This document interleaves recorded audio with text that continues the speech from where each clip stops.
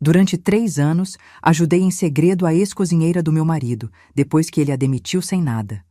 Hoje, ela me parou na frente do mercado e disse: "Não coma o jantar quando chegar em casa.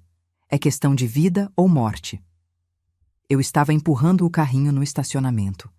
Calor de rachar, aquele sol de 3 da tarde que deixa o asfalto tremendo. Pensei em sorvete, em ligar o ar do carro, em chegar logo. Aí uma mão agarrou meu braço. Virei assustada e levei um susto maior ainda. Era Zuleide, Dona Zuleide, que trabalhou na minha casa por 8 anos, que fazia o arroz soltinho que meu marido elogiava, que sabia que eu tomava antidepressivo escondido, que foi mandada embora de um dia para o outro, acusada de roubar uma garrafa de azeite. Eu quase não reconheci. Ela estava magra, olheiras fundas, cabelo preso num coque frouxo, jaleco branco de cozinha industrial manchado de gordura.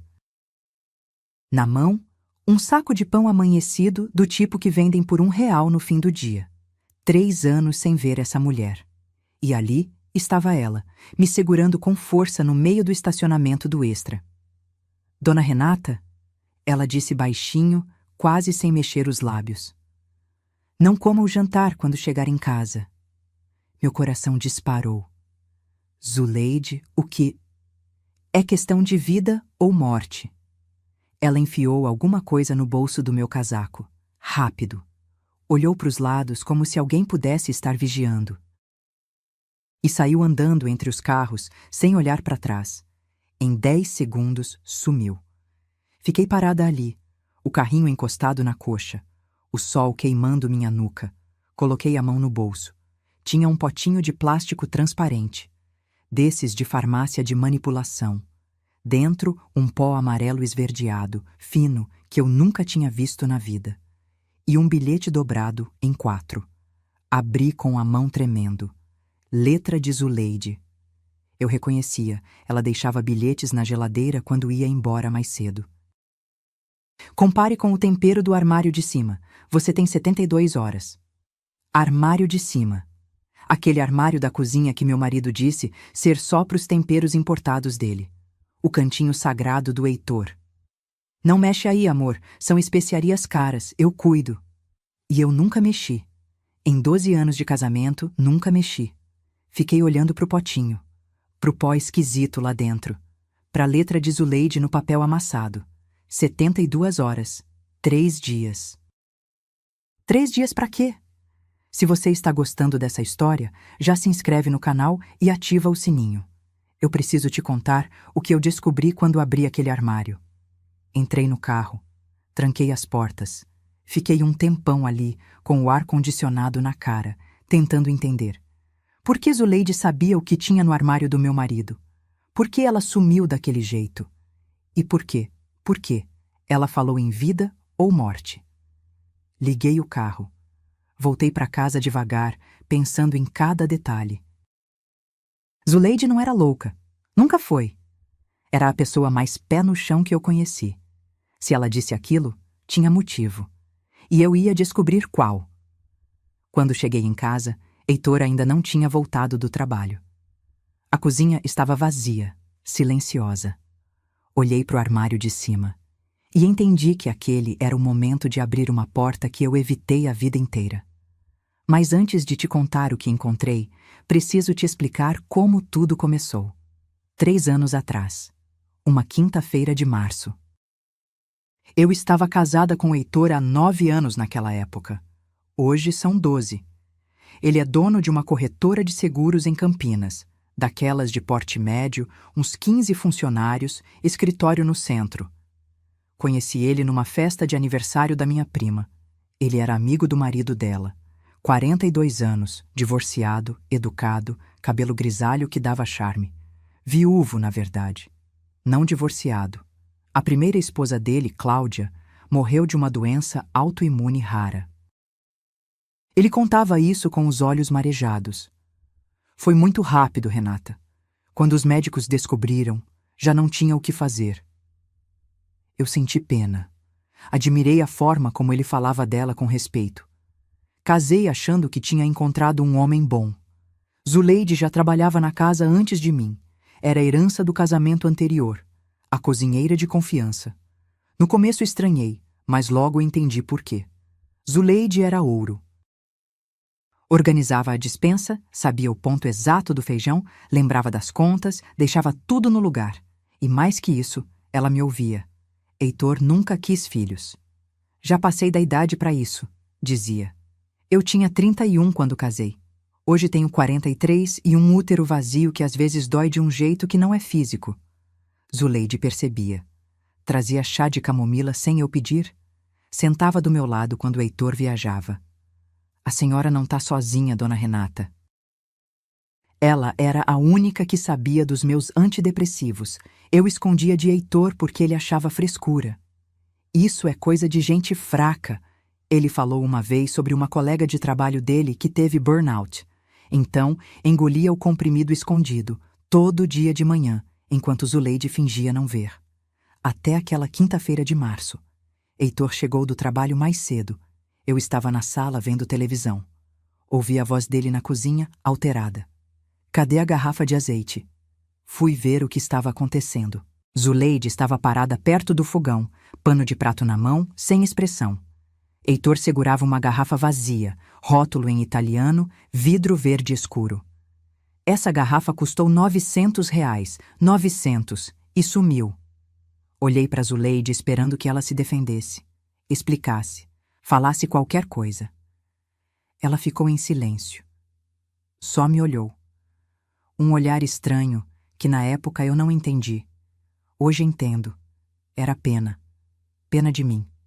Tá demitida, Heitor disse. Amanhã você pega suas coisas e vai embora. Sem rescisão. Se reclamar, processo por furto. Zuleide tirou o avental devagar, dobrou, deixou em cima da bancada e foi embora sem dizer uma palavra. Naquela noite, eu não consegui dormir. Alguma coisa não encaixava. Zuleide nunca roubou nada. Em 8 anos, nunca sumiu nem um pacote de açúcar daquela despensa. Mas eu não falei nada pro Heitor. Eu nunca falava nada pro Heitor.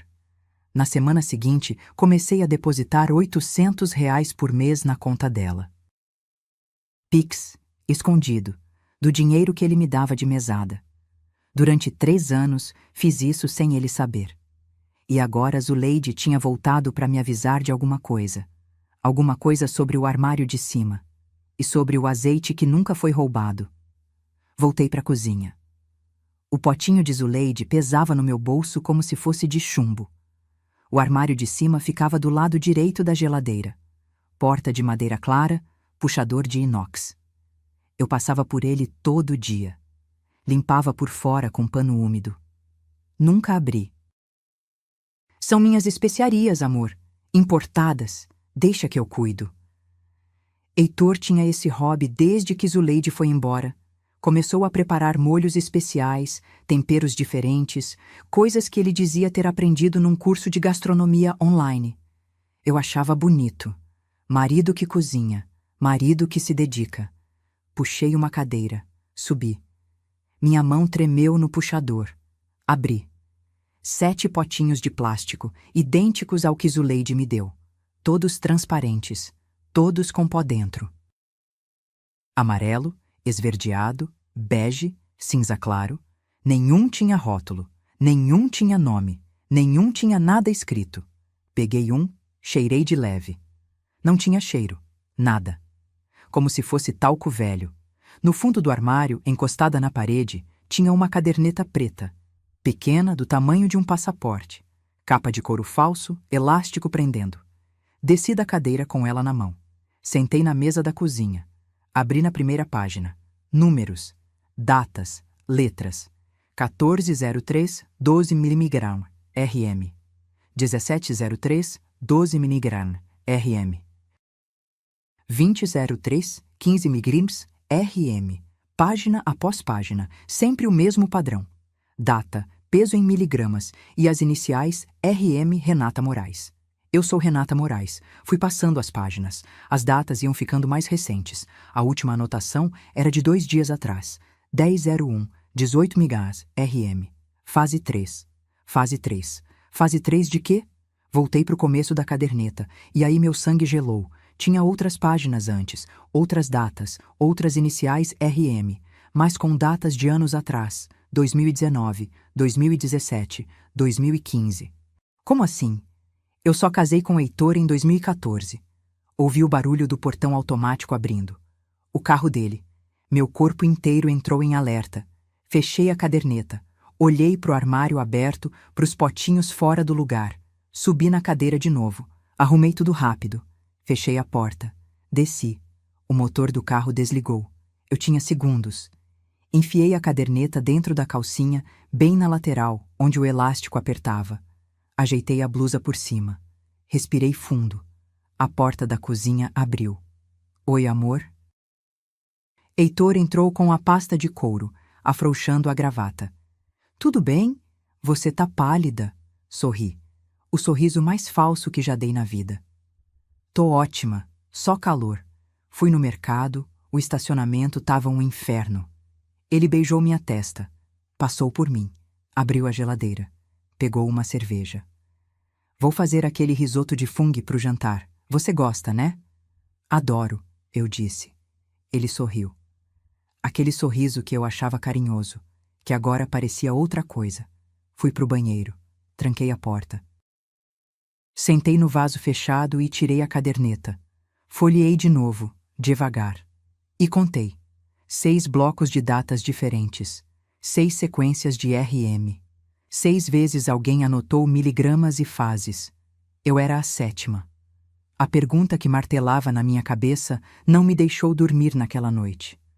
Quantas mulheres, com as iniciais RM, passaram pela vida do meu marido antes de mim? Heitor começou a cozinhar às 7 da noite. Eu fiquei na sala, fingindo ver novela. Mas meus olhos não saíam da porta da cozinha. Cada barulho de panela, cada estalo de óleo, cada gaveta abrindo me deixava mais tensa. O cheiro foi chegando aos poucos. Fungo, manteiga, cebola dourada, cheiro bom. Cheiro que antes me dava fome e agora me dava náusea. Tá quase pronto, amor. Fui para a cozinha quando ele chamou. A mesa estava posta. 2 taças de vinho, guardanapo de pano, o risoto fumegando na travessa. E uma panela pequena no fogão. Separada. Com tampa. Eu nunca tinha reparado naquela panela. Senta, senta. Ele puxou a cadeira para mim. Cavalheiro. Caprichei hoje. Serviu meu prato primeiro. Bastante. Depois serviu o dele, da panela pequena. Porção menor, cor levemente diferente. Menos molho. Sentou na minha frente. Levantou a taça. A nossa saúde. Brindamos. Eu mal molhei os lábios no vinho. Experimenta. Coloquei uma garfada na boca. Mastiguei devagar. Engoli. Sorri. Tá delicioso, amor. Ele me olhou de um jeito que eu nunca tinha percebido antes. Não era carinho. Era verificação. Como quem confere se a encomenda chegou no destino certo. Que bom que você gostou. A partir dali, virei atriz. Cada garfada que eu levava à boca, eu escondia metade no guardanapo de pano. Quando ele se distraía com o celular, eu deixava pedaços caírem no chão, perto da minha cadeira, onde Napoleão ficava deitado esperando restos. Napoleão é nosso cachorro.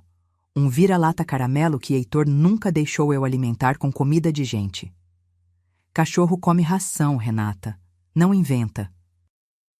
Mas naquela noite, eu precisava me livrar daquela comida sem que ele visse. Deixei cair um pedaço de risoto perto da pata do Napoleão. Ele farejou. E recuou. Olhou para mim, olhou para o risoto e foi deitar no canto da cozinha. Longe. Cachorro recusando comida. Napoleão, que babava quando eu fritava ovo, que choramingava por qualquer resto de carne. Meu estômago embrulhou. Não tá com fome hoje? Heitor perguntou, olhando meu prato ainda cheio. Tô meio enjoada. Acho que peguei sol demais no mercado. Levantei devagar, mão na barriga. Vou deitar cedo, tá? Desculpa. Ele assentiu. Quase aliviado, me pareceu. Vai descansar, amor. Eu arrumo a cozinha. Fui pro quarto. Tranquei a porta do banheiro. Enfiei o dedo na garganta e vomitei tudo que tinha engolido. Depois lavei o rosto, lavei a boca e sentei no chão frio do box. Peguei meu celular. Criei um e-mail novo. eucontinuoviva@gmail.com. Tirei a caderneta de dentro da gaveta do banheiro onde eu tinha escondido. Fotografei cada página, uma por uma. 23 fotos. Enviei tudo para o e-mail novo. Se acontecesse alguma coisa comigo, aquilo estaria salvo. Depois, deitei na cama com a caderneta debaixo do travesseiro. Heitor veio dormir 1 hora depois. Roncou em 5 minutos. Eu fiquei acordada a noite inteira, olhando para o teto, pensando em Napoleão, no jeito que ele farejou e recuou. Cachorro sente o que a gente não sente. E o que será que ele sentiu naquele risoto que eu quase comi? Na manhã seguinte, esperei Heitor sair para o trabalho. Tomei café fingindo normalidade.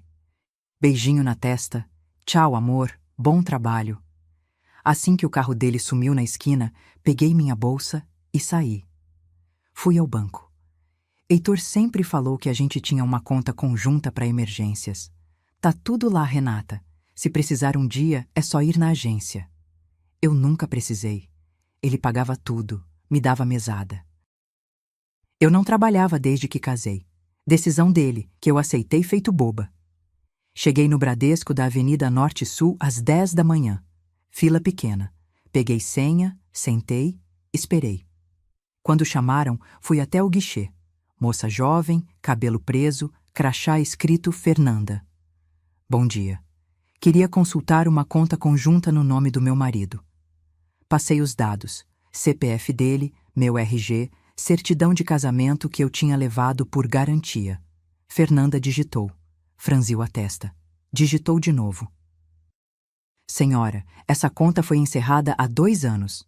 Como assim encerrada? Encerrada, saldo zerado e conta fechada em março de 2024. Minha boca secou. Mas eu sou titular. Conta conjunta. Fernanda olhou para a tela constrangida. A senhora consta aqui como referência cadastral, não como titular. Referência cadastral? O que é isso? É quando a pessoa aparece nos dados para contato, mas não tem acesso à conta. Não movimenta, não assina nada. Eu fiquei muda. 12 anos de casamento. E eu era referência cadastral. Fernanda chamou o gerente. Homem de uns 50 anos, gravata azul marinho, cara de quem queria resolver logo e me despachar. Senhora Renata, houve uma transferência de titularidade, procedimento sucessório. Procedimento sucessório, ele pigarreou, é quando os recursos são direcionados para um fundo vinculado a uma apólice de seguro de vida, planejamento patrimonial. O beneficiário, no caso, é uma pessoa jurídica. Que pessoa jurídica? Ele olhou para o computador. Herdeiros Associados Limitada. Anotei o nome num pedaço de papel. Minha letra saiu torta. Eu posso ver algum extrato? Qualquer coisa? O gerente hesitou. Olhou para o lado, olhou para mim. Não posso dar extrato de conta encerrada, mas... Ele digitou alguma coisa. A impressora fez barulho. Isso aqui é uma autorização de débito automático, que ainda está ativa no sistema. Era vinculada à conta antiga. Pegou a folha, me entregou quase escondendo com a mão. Não era para eu dar isso, mas a senhora parece que precisa saber. Li o papel ali mesmo. Débito automático mensal. Valor, R$ 2.400. Favorecido. Consultoria Nutricional Vida Plena. Endereço, Rua das Acácias, 74, Sorocaba, SP. Sem CNPJ visível. Só o nome e o endereço. Consultoria nutricional. Eu nunca fui em nutricionista nenhuma. Heitor também não. Ele tinha orgulho de dizer que nunca pisou em médico. Dobrei o papel, guardei na bolsa. Agradeci o gerente com a voz falhando. Saí do banco com as pernas bambas. Procedimento sucessório. Planejamento patrimonial. Apólice de seguro de vida. Tudo isso enquanto eu ainda estava viva. Enquanto eu ainda comia o risoto que ele preparava toda semana. O endereço em Sorocaba ficou martelando na minha cabeça o caminho inteiro de volta para casa. Consultoria nutricional que cobra R$ 2.400 por mês. Empresa chamada Herdeiros Associados. Que tipo de herança se planeja quando a pessoa ainda respira? Achei Zuleide pelo endereço do Pix. Durante 3 anos, eu depositava R$ 800 todo mês numa conta do Nubank. O nome que aparecia era Zuleide Aparecida dos Santos. Nunca troquei mensagem com ela.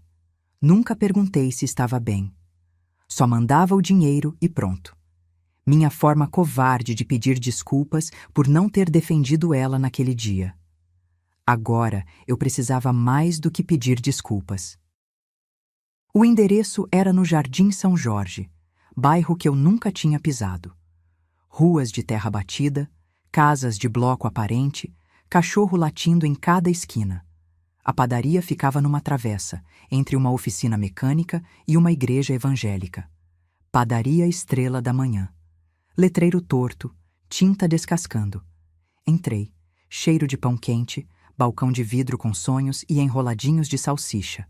Uma mulher gorda atendendo na frente. Tô procurando a Zuleide. A mulher me olhou de cima a baixo.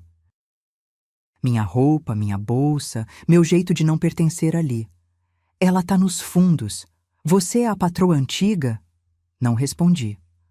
A mulher apontou uma porta atrás do balcão. Fui. Zuleide estava amassando pão numa mesa de madeira cheia de farinha. Quando me viu, parou. Limpou as mãos no avental devagar. Achei que a senhora não ia vir. Eu precisava entender, Zuleide. Precisava saber. Ela olhou para a porta, puxou uma banqueta para mim. Sentamos no meio dos sacos de farinha, com o barulho do forno ao fundo. E ela contou tudo. Nos últimos meses antes de ser mandada embora, Heitor começou a trazer uns potinhos para casa. Dizia que eram suplementos naturais. A nutricionista receitou para Renata. Ela anda fraca. Zuleide achava estranho. Os pós não tinham cheiro de nada. Não pareciam tempero, não pareciam vitamina. Um dia, ela guardou uma amostra escondida. Levou para o primo dela, Dercinho, que trabalha num laboratório veterinário em Hortolândia. Ele fez uns testes básicos, dona Renata. Disse que tinha traço de talho. Talho? Metal pesado. Usavam antigamente em veneno de rato. Hoje é proibido. Minha garganta fechou. Quando eu falei pro seu Heitor que tinha achado estranho aqueles temperos, ele me mandou embora no dia seguinte. Inventou a história do azeite. Zuleide levantou, foi até um canto do quartinho, tirou um caderno de dentro de uma sacola plástica. Capa de plástico florido, páginas amareladas. Meu caderno de receita. Eu anotava tudo o que eu fazia na casa. E nas margens, ela abriu numa página do meio. Eu anotava o que ele botava depois. Olhei. Letra miúda, apertada. Datas, descrições. Molho branco, 1403. Ele adicionou pó amarelo. Sopa de legumes, 1803, pó esverdeado. 3 anos de registro, 3 anos de prova. Zuleide, por que você não foi na polícia? Ela riu. Riso triste, sem alegria. Polícia, dona Renata. Eu sou empregada doméstica, preta, morando no fundo de padaria. E ele é empresário. Quem ia acreditar em mim? Fiquei em silêncio. Porque ela tinha razão. Antes de eu ir embora, Zuleide disse mais uma coisa. Uma vez eu vi um envelope que chegou para ele. Tinha um endereço de Sorocaba e estava escrito convocação trimestral do lado de fora. Convocação trimestral. O mesmo endereço do débito automático. O que será que acontecia em Sorocaba a cada 3 meses? Bloco 7. A lista dos que já foram. Esperei 3 dias. 3 dias fingindo normalidade. Comendo escondido antes de Heitor chegar. Jogando fora o jantar que ele preparava, dormindo do lado de um homem que eu agora olhava diferente. Na quinta-feira, ele teve reunião com clientes em São Paulo. Saiu às 7 da manhã. Disse que só voltava à noite. Era minha chance. O escritório dele ficava no 2º andar da casa. Porta sempre trancada. Documentos importantes, amor, coisas da corretora. Eu nunca questionei. Esposa boa não questiona. A fechadura era simples, dessas de chave comum. Eu tinha visto um vídeo no YouTube na noite anterior, como abrir fechadura com grampo de cabelo. Tentei umas 5 vezes. Na sexta, o trinco cedeu. A porta abriu. O escritório era menor do que eu imaginava. Mesa de madeira escura, computador, estante com pastas. Cheiro de papel velho e ambição. Comecei pelas gavetas. A primeira tinha canetas, grampeador, coisas de escritório. A segunda, contas pagas, boletos. A terceira estava trancada. Mais grampo, mais tentativa, mais suor nas mãos. Abriu. Dentro tinha uma pasta de plástico verde, grossa, pesada. Tirei, coloquei na mesa, abri. E o mundo parou. Fichas, 6 fichas de mulheres. Cada ficha tinha foto 3x4 no canto superior. Nome completo, data de nascimento, data de casamento. E em vermelho, tinta vermelha, caneta de ponta grossa, data de óbito. Rosana Mendes, nascimento 12/05/1978. Casamento 03/09/2010. Óbito 14/02/2012. Causa, falência renal. Rita Monteiro, nascimento 28/11/1982. Casamento 17/06/2013. Óbito 08/08/2014. Causa, degeneração hepática. Raquel Matos, nascimento 03/07/1975. Casamento 22/01/2015. Óbito 30/11/2016. Causa, arritmia cardíaca. Fui passando as fichas, uma por uma. 6 mulheres, 6 mortes, todas entre 34 e 52 anos. Todas de causas naturais. Na quinta ficha parei. O rosto. Eu conhecia aquele rosto. Cláudia Machado. A primeira esposa de Heitor. A que morreu de doença autoimune rara, antes de eu conhecer ele. Na ficha dela tinha uma anotação manuscrita, letra de Heitor. Protocolo concluído, 14 meses, liquidação em 23/08/2016. Protocolo concluído, liquidação. Ele falava dela como se fosse um produto, um contrato encerrado. Minhas mãos tremiam tanto que quase derrubei a pasta. Mas tinha mais uma ficha no final. Minha ficha. Minha foto 3x4. Aquela que eu tirei para renovar o RG ano passado. Meu nome. Minha data de nascimento. Minha data de casamento. A data de óbito estava em branco. Mas embaixo tinha uma anotação em vermelho. Fase 3. Previsão. 45-60 dias. 45 a 60 dias. Menos de 2 meses. Era quanto tempo eu tinha de vida. No canto inferior da minha ficha, um carimbo redondo. 2 letras entrelaçadas. HA, Herdeiros Associados. Guardei tudo no lugar. Tranquei a gaveta. Saí do escritório. Fechei a porta. Fui pro banheiro e vomitei até sair bile. Depois sentei no chão gelado e chorei. Chorei de medo, de raiva, de nojo. Chorei por Cláudia, por Rosana, por Rita, por todas elas. E chorei por mim, porque eu era a próxima da lista. Mas também jurei uma coisa naquele chão de banheiro. Eu não ia ser mais uma ficha com data de óbito em vermelho.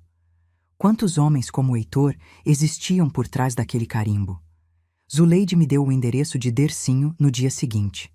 Laboratório veterinário em Hortolândia, do lado de uma clínica de castração popular. Prédio baixo, parede azul desbotada, cheiro de desinfetante e ração de cachorro. Entrei perguntando por ele. A moça da recepção apontou para o fundo. Dercinho era magro, uns 40 anos, jaleco manchado de coisa que eu preferi não saber. Quando eu disse que era a patroa da Zuleide, ex-patroa, ele travou. A senhora não devia ter vindo aqui. Eu preciso da sua ajuda. Ele olhou para os lados. Puxou meu braço, me levou para um quartinho dos fundos cheio de gaiolas vazias e sacos de ração empilhados. Fala baixo, já tive problema por causa disso. Que tipo de problema? Uns caras vieram aqui, uns 3 anos atrás, logo depois que eu fiz a análise para Zuleide.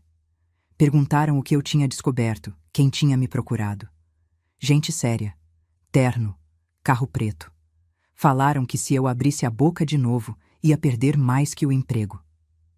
Meu estômago afundou. E você ficou quieto? Tenho 2 filhas, senhora. Fiquei quieto. Tirei da bolsa o potinho que Zuleide me deu e mais 3 que eu tinha pegado do armário de Heitor. Eu preciso saber o que tem aqui dentro. Dercinho olhou para os potinhos. Reconheceu na hora. É a mesma coisa. Igualzinho. Você consegue testar de novo? Para eu ter certeza? Ele suspirou. Pegou os potinhos, guardou no bolso do jaleco. Volte em 48 horas, mas se alguém perguntar, a senhora nunca esteve aqui.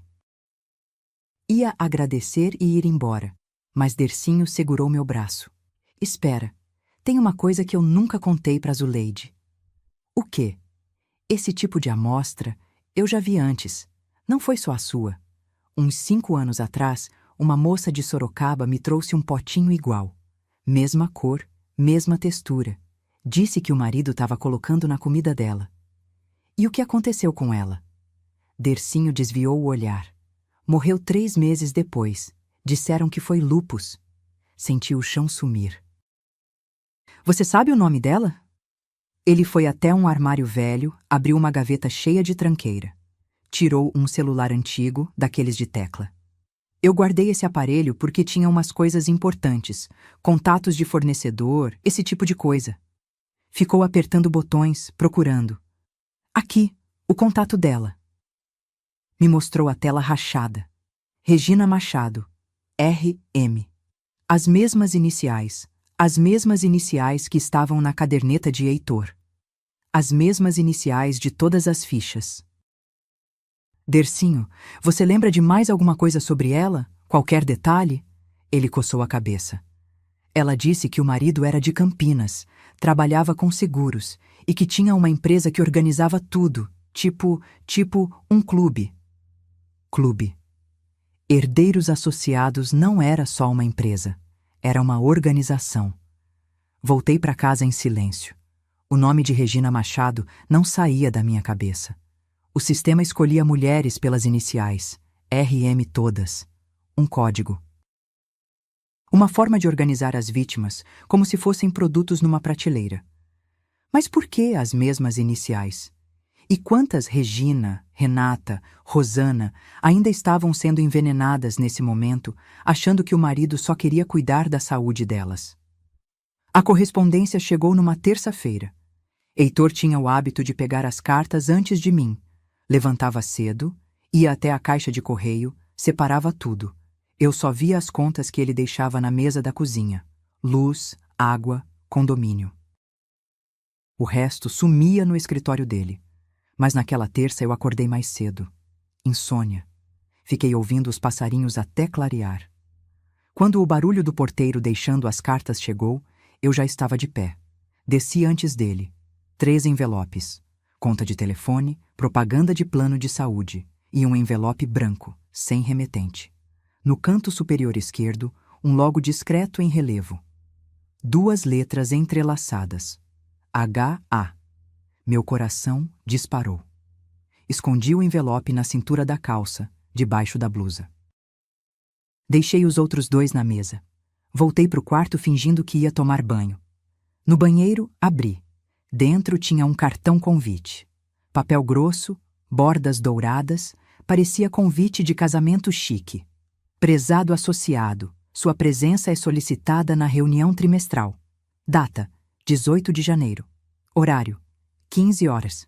Local: Chácara Recanto Verde, Estrada do Lambari, quilômetros 12, Sorocaba. SP: Traje passeio. Confirme até 48 horas antes. Reunião trimestral.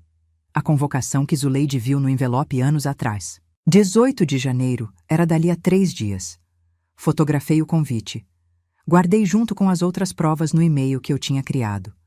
Depois coloquei o envelope de volta na pilha, embaixo das outras cartas, como se tivesse acabado de chegar. Heitor pegou na hora do café. Vi ele abrindo. Vi ele guardando no bolso do paletó. Não disse nada.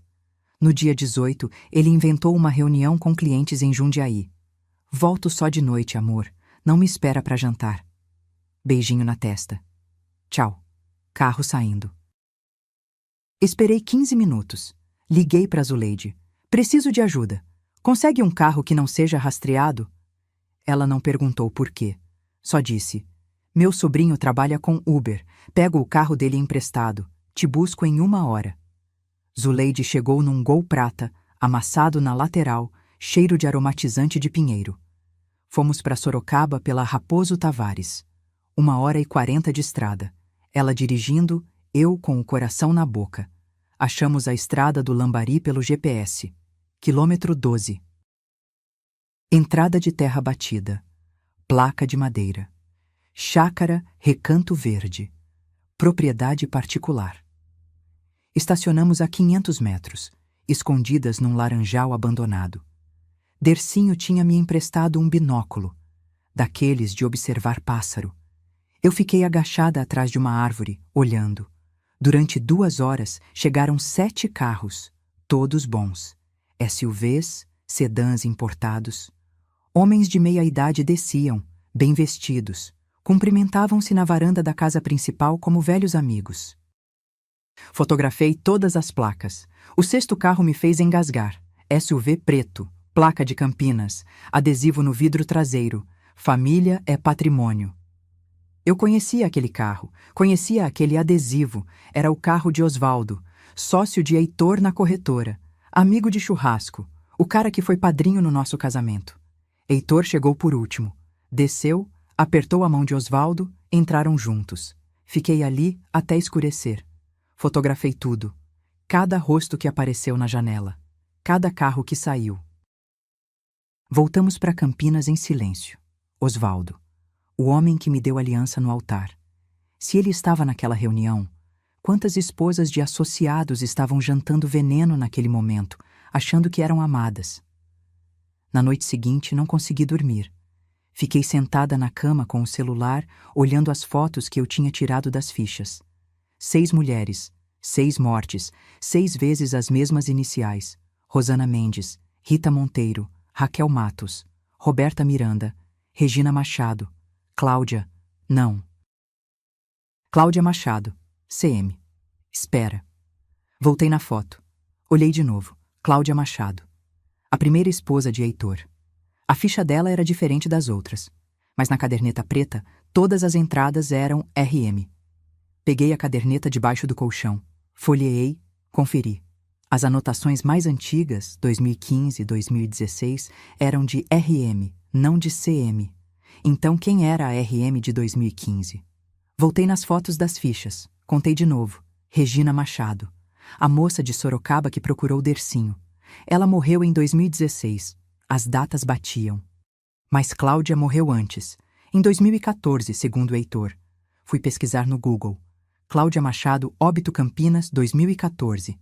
Nada, tentei de novo. Cláudia Machado, falecimento, doença autoimune. Nada. Mudei a busca. Cláudia Machado, Heitor, Venâncio, casamento. E achei. Uma nota social de 2008. Foto do casamento. Heitor mais novo, sorrindo. E do lado dele, uma mulher de véu. O nome embaixo da foto, Cláudia Regina Machado. Regina. O nome do meio dela era Regina. CRM. Nos documentos oficiais, ela era Cláudia. Mas para o sistema interno, para os registros da caderneta, ela era RM. Todas eram RM. Isso era o padrão, o código, a forma de organizar as vítimas sem confusão. Mas eu me chamo Renata Moreira. Moreira com I. RM. Ou me chamava. Fui até a gaveta onde eu guardava nossos documentos de casamento. Certidão amarelada, papel antigo. Nunca tinha olhado direito depois da cerimônia. Li meu nome completo. Renata Moraes de Souza. Moraes, com A. Mas meu nome de solteira era Moreira, com I. Sempre foi. Alguém tinha adulterado meu nome na certidão. Puxei minha identidade. Renata Moreira de Souza, com I. Comparei os 2 documentos. A certidão estava errada. Ou melhor, a certidão tinha sido falsificada. Heitor me transformou em RM. Ele me escolheu. Viu meu nome, viu que não encaixava perfeitamente no código e consertou. Mudou uma letra. Fabricou uma vítima sob medida para o sistema dele. Eu não fui um acaso. Fui uma peça de quebra-cabeça que ele forçou a encaixar. Sentei na beira da cama. A certidão tremia na minha mão. 12 anos de casamento. 12 anos achando que ele tinha me escolhido por amor. 12 anos dormindo do lado de um homem que me via como produto. Pensei nas outras. Rosana, Rita, Raquel, Roberta, Regina. Será que elas também foram fabricadas? Será que os maridos delas também adulteraram documentos, mudaram letras, encaixaram peças? E se o sistema descobrisse que minha certidão era falsa? Que meu nome verdadeiro era Moreira, não Moraes? Adulteração de documento é crime. Crime com papel, com cartório, com data. Prova física. O erro dele. O erro que eu podia provar. Fotografei a certidão do lado da minha identidade. Mandei pro e-mail. Mais uma peça no arquivo. Agora eu tinha algo que a rede não sabia que eu tinha. A prova de que Heitor trapaceou o próprio sistema. E se ele trapaceou, o que acontece quando os outros associados descobrem? Eu tinha menos de 48 horas. A caderneta dizia, dose a cada 72 horas. A última anotação era de 4 dias atrás. Heitor estava atrasado, provavelmente esperando eu dar sinais de fraqueza para ajustar a próxima fase. Então, eu ia dar o que ele queria. Comecei a fingir na manhã seguinte. Levantei devagar, mão na parede, passos arrastados. Reclamei de tontura no café, deixei a xícara cair, de propósito, e pedi desculpas com voz fraca. Ai, amor, não sei o que está acontecendo comigo. Heitor me olhou por cima do jornal. Vi o brilho nos olhos dele, satisfação disfarçada de preocupação. Você anda trabalhando demais, Renata. Descansa hoje. Fica em casa. Fiquei. Passei o dia ensaiando. Treinei o tremor nas mãos. Pratiquei a voz arrastada. Pesquisei no celular os sintomas de envenenamento por talho. Fraqueza muscular, confusão mental, náusea. Decorei cada um. Às 6 da tarde, Heitor chegou com sacolas de supermercado. Vou fazer uma sopa leve para você, para recuperar as forças. Sopa, claro, mais uma dose. Enquanto ele cozinhava, eu fui pro quarto. Peguei meu gravador de voz. Um aparelhinho pequeno que eu tinha comprado no camelô da rua 13 de maio. R$ 20, pilha inclusa. Testei. Funcionava. Escondi no sutiã, entre os seios. O volume da blusa larga disfarçava. Desci pro jantar. Heitor serviu a sopa com carinho teatral. Colher na minha frente, guardanapo no colo, copo de água. Eu tomei 3 colheradas. Devagar. Fazendo careta de esforço. Amor, eu disse, com a voz mais fraca que consegui. Preciso te contar uma coisa. Ele parou. Colher no ar. O que foi? Eu encontrei uns papéis seus, no escritório. O rosto dele mudou. Só por um segundo, mas eu vi. Medo. Que papéis? Uma certidão, com meu nome errado. Tirei a cópia do bolso do roupão. Coloquei na mesa. Moraes com A. Meu nome é Moreira com I. Sempre foi. Heitor não tocou no papel. Ficou olhando. E também achei uma pasta verde, com fotos de mulheres. Ele empalideceu.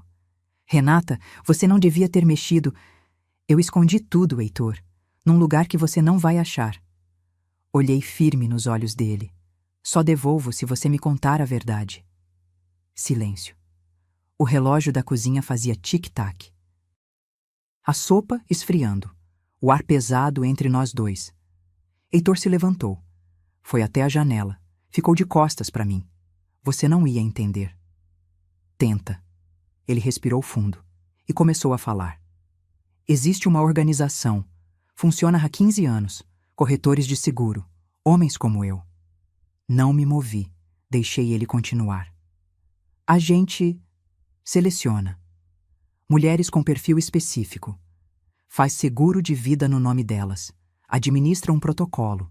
E quando o protocolo termina, vocês ficam com o dinheiro. Ele virou.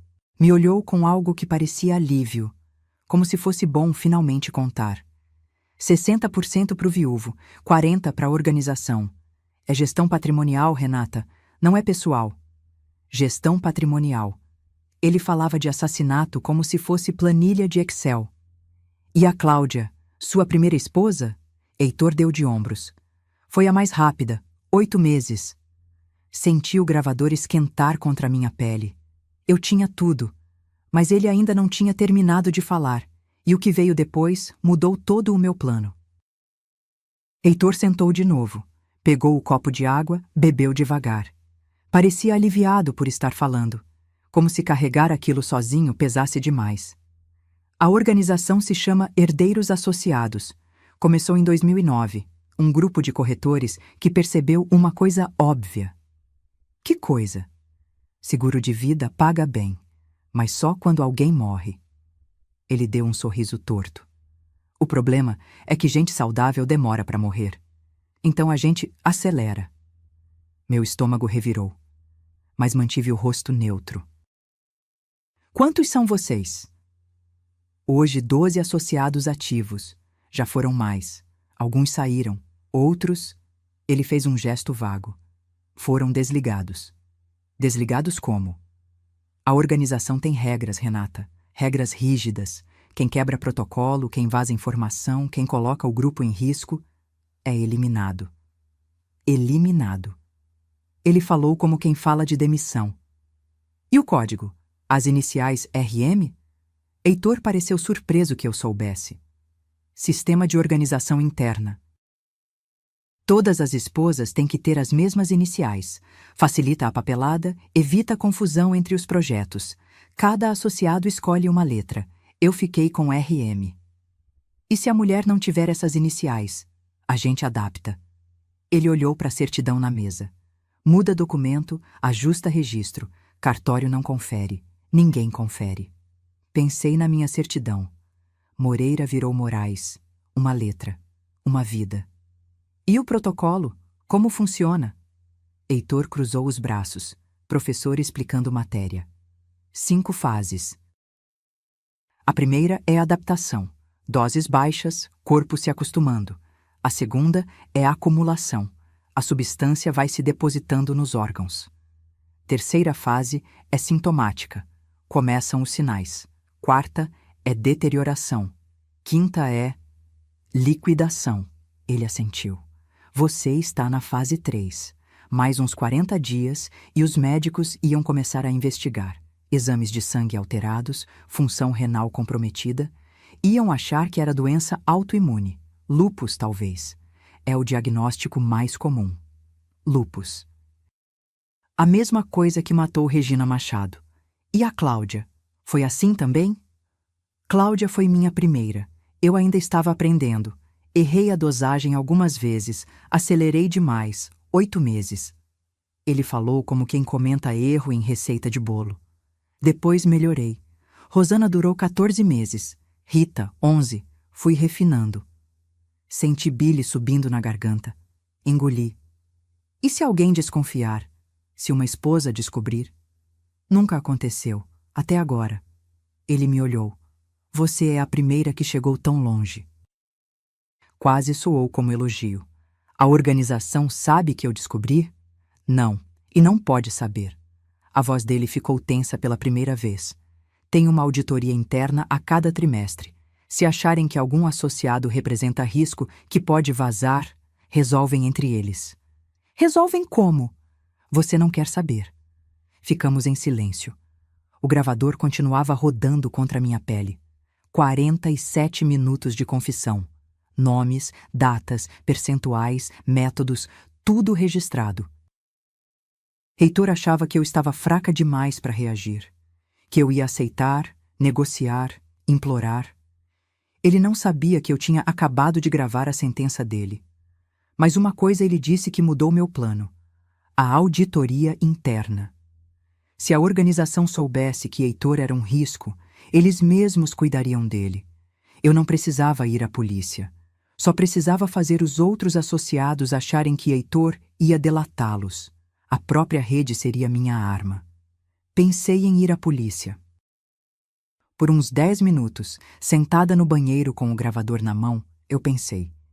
Delegacia, boletim de ocorrência, investigação, justiça de verdade.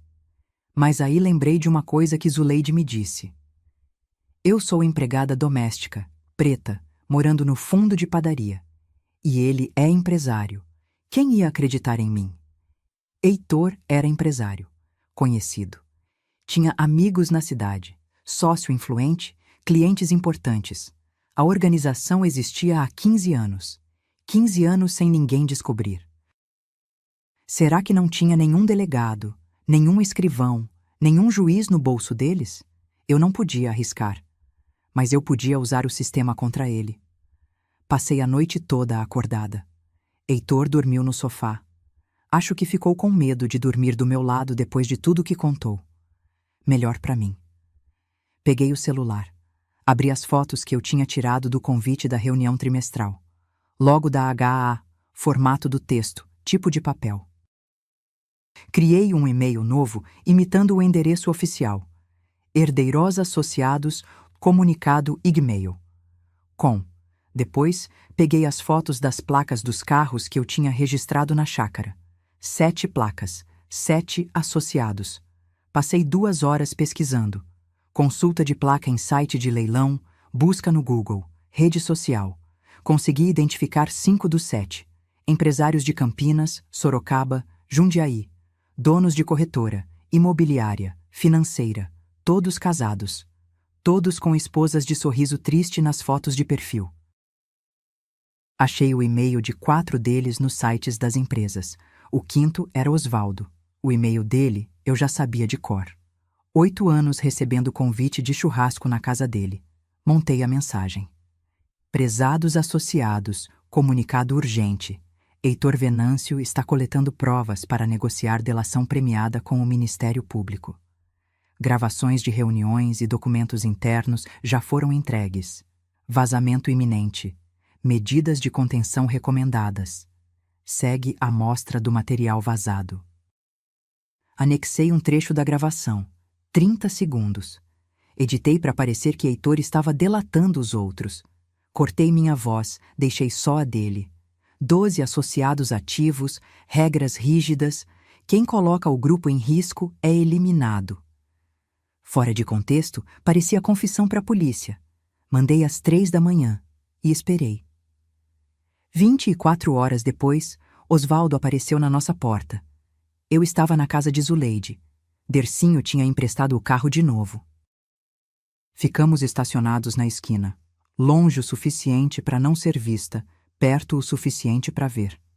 Osvaldo desceu do SUV preto batendo a porta. Cara vermelha, passo duro. Nem tocou a campainha. Foi empurrando o portão. Heitor abriu a porta. Vi a expressão dele mudar quando viu o sócio. Não dava para ouvir o que falavam, mas dava para ver. Osvaldo gesticulando, apontando o dedo. Heitor balançando a cabeça, mostrando o celular, abrindo os braços. Negando, jurando, implorando. Osvaldo não acreditou. Vi ele pegar o celular, fazer uma ligação rápida. 2 minutos. Desligou. Olhou para Heitor com nojo. Depois foi embora sem se despedir.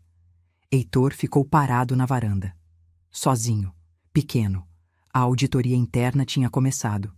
E agora eu só precisava esperar a rede fazer o trabalho sujo que eu não precisava fazer. O que será que os herdeiros associados fazem com quem ameaça derrubar o sistema? 3 dias de silêncio. Heitor não voltou para casa depois da visita de Osvaldo. Mandou mensagem dizendo que ia resolver uns problemas na corretora. Depois, parou de responder.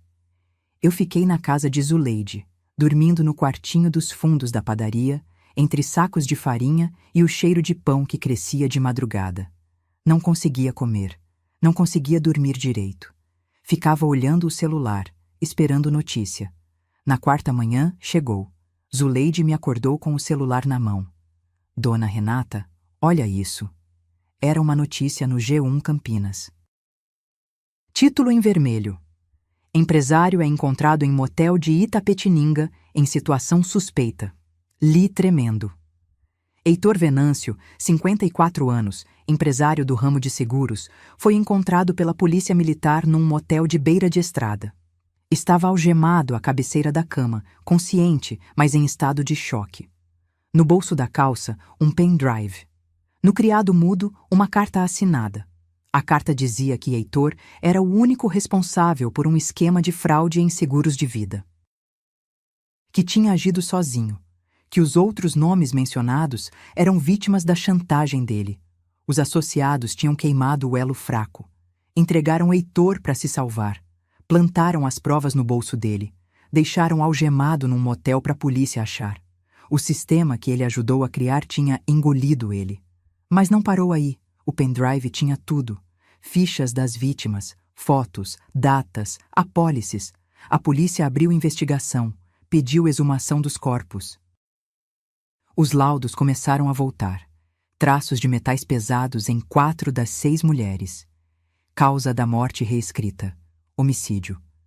Uma semana depois, Osvaldo foi preso em casa de manhã, na frente da esposa. A mulher dele, Roberta, 51 anos, foi levada para o hospital. Estava na fase 2 do protocolo. Salvaram ela a tempo. Mais 4 associados caíram nas semanas seguintes. 1 em Sorocaba, 2 em Jundiaí, 1 em Americana. A rede estava desmoronando. Eu esperei a poeira baixar. Quando a investigação já estava sólida, fui até o Ministério Público. Levei o gravador com a confissão completa. Levei a caderneta preta. Levei as fotos das fichas, do convite, das placas. Levei minha certidão de casamento com o nome adulterado do lado da minha identidade original. O promotor me ouviu por 3 horas. A senhora entende que está entregando provas contra o próprio marido? Eu entendo que estou entregando provas contra o homem que ia me matar. Fui ouvida como vítima e testemunha-chave. A certidão adulterada virou prova de falsidade ideológica, crime com data, cartório, assinatura, coisa que Heitor não podia negar. Zuleide foi reconhecida como testemunha colaboradora. O caderno de receitas dela, com 3 anos de anotações, virou documento oficial do processo. Dercinho prestou depoimento sobre as análises que fez. 2 vezes. A segunda vez chorou, pedindo desculpa por ter ficado quieto tantos anos. Heitor foi indiciado por 6 homicídios qualificados, tentativa de homicídio contra mim, fraude de seguro e falsidade ideológica. A última vez que vi ele foi na TV. Algemado, cabeça baixa, entrando na viatura. Ele olhou para a câmera por 1 segundo. Parecia não entender como tudo tinha desmoronado tão rápido. Eu entendi. Eu fiz desmoronar. A mesma máquina que ele usou para me matar foi a máquina que eu usei para derrubar ele. 6 meses depois, acordei com o sol entrando pela janela de um apartamento que era só meu. 2 cômodos em Barão Geraldo, perto da Unicamp. Kitnet com cheiro de tinta fresca e possibilidade. Vendi a casa de Campinas, doei os móveis da cozinha. Não queria nada que lembrasse aqueles jantares. O dinheiro que sobrou, coloquei numa poupança no meu nome. Só no meu nome. Comecei uma pós-graduação em Direito do Consumidor. Queria entender contratos, letras miúdas. Os lugares onde a violência se esconde em papel timbrado e linguagem bonita. Sou a aluna mais velha da turma. 43 anos entre meninas de 20 e poucos. Elas me chamam de tia. Eu deixo. Zuleide trabalha comigo agora. Não como empregada, como sócia. A gente montou um buffet pequeno que fornece marmita para estudante. Comida simples, barata, bem feita. Arroz soltinho, feijão temperado, carne moída. As coisas que ela sempre soube fazer e que eu estou aprendendo. O nome do buffet foi ideia dela. Tempero Limpo. Eu ri quando ela sugeriu. Ri de verdade pela primeira vez em meses. Nunca mais comi risoto. Não consigo. Só de sentir o cheiro de fungo, meu estômago fecha. Acho que vai ser assim pro resto da vida. Tudo bem. Tem tanta coisa boa para comer no mundo. Aprendi a cozinhar outras coisas. Pão de queijo, bolo de fubá, cuscuz. Coisas simples que eu faço do início ao fim, com minhas próprias mãos, sabendo exatamente o que tem dentro. Essa manhã, fritei um ovo. Parece pouco, né? Mas para mim foi tudo. Eu sozinha, na minha cozinha, no meu apartamento, fazendo minha comida, sem medo, sem precisar fingir, sem olhar para o prato e pensar se aquilo ia me matar. Comi na janela, olhando o movimento lá embaixo. Estudantes de bicicleta, ônibus lotado, cachorro sem dono atravessando a rua. Vida normal, vida comum, vida que eu quase não tive. Na janela da cozinha, colei um post-it amarelo. Letra minha, caneta preta. 72 horas foi o tempo que levei para voltar a viver. Toda manhã eu leio. Toda manhã eu lembro. Lembro de Zuleide me segurando no estacionamento, do potinho de plástico, do bilhete dobrado, do medo gelado na barriga e da decisão de não deixar aquele medo me paralisar. 72 horas. 3 dias. O prazo que Heitor usava entre as doses. O mesmo prazo que eu usei para virar o jogo. Às vezes penso nas outras. Rosana, Rita, Raquel, Roberta, Regina, Cláudia. Mulheres que eu nunca conheci, mas que agora carrego comigo. Elas não tiveram uma Zuleide para avisar. Não tiveram tempo. Eu tive. E por isso estou aqui, fritando ovo, tomando café, contando essa história. Se você chegou até aqui, muito obrigada. De coração. Deixa um comentário me contando o que achou, de onde você está assistindo. Aperta o like, se inscreve no canal. Isso ajuda demais a gente continuar trazendo histórias assim. E se você conhece alguém que está presa numa situação parecida, que desconfia de alguma coisa, mas tem medo de falar, manda esse vídeo para ela. Às vezes, 72 horas é tudo o que a gente precisa para mudar uma vida. Ou para salvar uma.